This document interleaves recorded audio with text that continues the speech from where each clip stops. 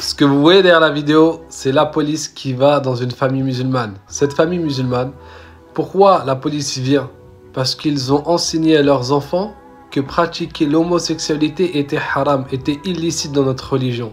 Parce que cet enfant a appris cela de ses parents, il a appris sa religion, et bien la police elle est venue séparer l'enfant de ses parents.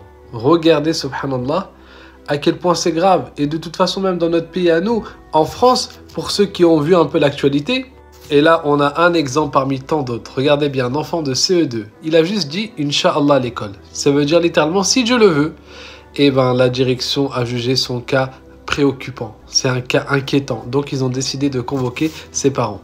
Et je pourrais vous montrer de nombreux cas, mais la plupart d'entre vous sont déjà au courant qu'il y a une ambiance islamophobe qui règne en France. Il n'y a pas de doute sur cela.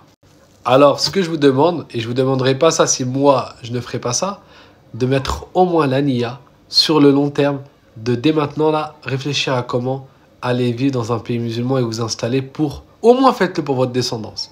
Si vous avez un minimum, moi j'ai pas d'enfants, mais en tout cas si j'en ai plus tard, Inch'Allah, j'aimerais que ces enfants grandissent dans un environnement où ils ne se sentent pas persécutés pour leur religion, où ils n'entendent pas des professeurs constamment qui les jugent par rapport à leur religion, qui les critiquent, où on ne demande pas, si j'ai une fille, de dire à ma fille, enlève ton voile, ou tu n'as pas le droit de mettre ce vêtement, ou ceci et cela.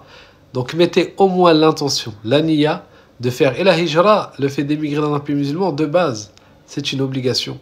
Les cas où c'est permis de rester, c'est des cas bien particuliers, comme celui qui va faire la da'wa, qui va appeler à Dieu, etc., dans cette terre et tout.